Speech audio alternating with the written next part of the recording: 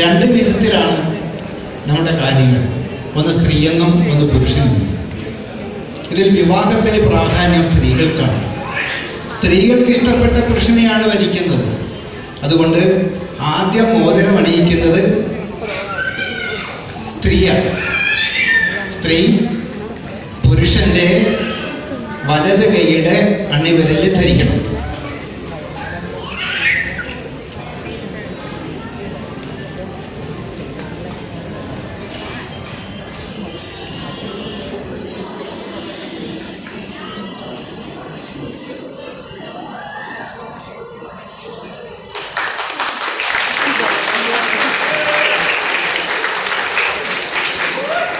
ഇനി അടുത്തത് സ്ത്രീയുടെ ഇടത് കൈയുടെ അണിവിരലിൽ പുരുഷൻ മോതിരം അണിയിക്കണം.